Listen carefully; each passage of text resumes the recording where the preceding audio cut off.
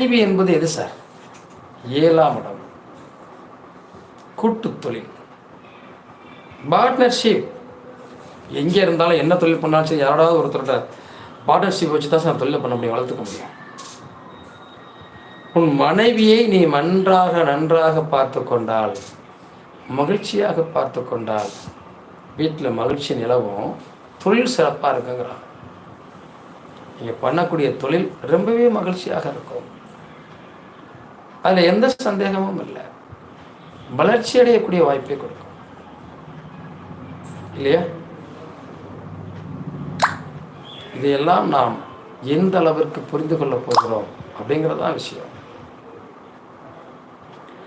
அப்ப தன்னை நம்பி வந்த மனைவியை அல்லது கணவனை அன்பாக பார்த்துக்கிட்டோம் அப்படின்னா நாம செய்யக்கூடிய தொழில் மிகப்பெரிய வளர்ச்சி அடையும், எந்த மாற்றமும் இல்லை.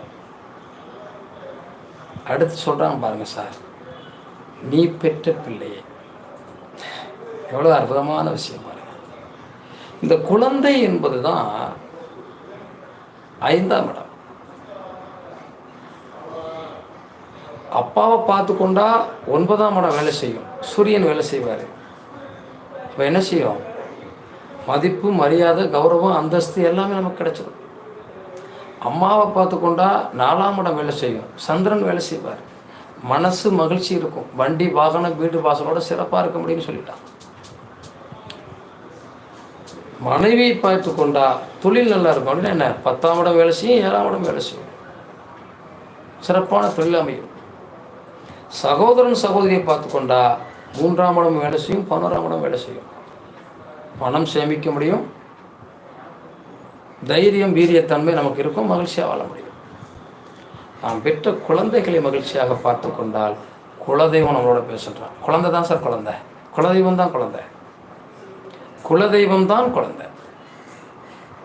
குழந்தைய நம்ம நல்லா பார்த்துக்கிட்டோம் அப்படின்னாலே கண்டிப்பாக குலதெய்வத்துடைய துணை இருக்கும், பூர்வ புண்ணியம் வேலை செய்யும், மகிழ்ச்சியோடு வாழ முடியும், சந்தோஷம் நிலைச்சிருக்கும்.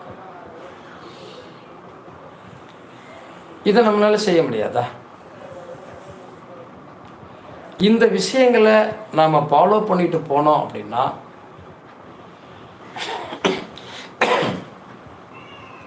குடும்பத்தினுடைய வளர்ச்சி, பொருளாதார வளர்ச்சி, நமக்கு இருக்கக்கூடிய எவ்வளோ பெரிய பிரச்சனையும் சரி பண்ணிட முடியும், சரி செய்யக்கூடிய வாய்ப்புகள் உண்டு. இது எல்லா வல்ல இறைவனுடைய அருளால் சொல்லக்கூடிய வாக்கியம். இதை நீங்கள் அனுபவபூர்வமாக இதை பார்த்தவர்கள் உணர்ந்து என்கிட்ட சொல்லியிருக்காங்க. சார் இந்த மாதிரி இப்போ போனதுக்கப்புறம் எனக்கு நல்லா இருக்குது சார், லைஃப்பில் சந்தோஷமாக இருக்கேன், கொஞ்சம் ஹாப்பியாக இருக்கேன், எங்கள் அண்ணனோட அக்காவோட உறவு வச்சதுக்கப்புறம் பொருளாதாரத்தில் கொஞ்சம் வளர்ச்சி அடைஞ்சிருக்கேன், ஒரு மகிழ்ச்சியான காலகட்டத்தை நோக்கி நான் நகர்ற மாதிரி தெரியுது, என்னுடைய வாழ்வாதாரம், என்னுடைய பொருளாதாரம் சிறப்பாகவே இருக்கிற மாதிரி தெரியுது எல்லாம் சொல்லியிருக்காங்க. நீங்கள் எந்த ராசி நட்சத்திரமாகவே இருந்துட்டு போங்களேன், நாம் வாழ்க்கையில் தனக்கு மிஞ்சி தான் தானன்றோம். குடும்பத்தில் உள்ளவர்கள் மீது அன்பு செலுத்திட்டு அதற்கப்புறம் நாம் தான தர்மங்களை ஈடுபடுறது ரொம்ப சிறப்பு. நிறைய பேர் பார்த்தீங்கன்னா தன்னுடைய குடும்பத்தையே பார்க்காம விட்டுட்டு போய் அவங்க போய் ஒரு சமூக சேவை செய்வாங்க சார். அதில் என்ன சார் இருக்கு? உன்னை நம்பி வந்த மனைவியை விட்டுட்டு, உன்னோடு பிறந்தவங்களை விட்டுட்டு, உன்னை பெற்ற அப்பா அம்மா விட்டுட்டு, நீ பெற்ற குழந்தைகளை தவிக்க விட்டுட்டு போய் எங்கேயோ ஒரு சேவை செய்கிறேன்னு சொல்கிறதுல என்ன அர்த்தம் இருக்குது? இது இறைவன் ஏற்றுக்கொள்வானா?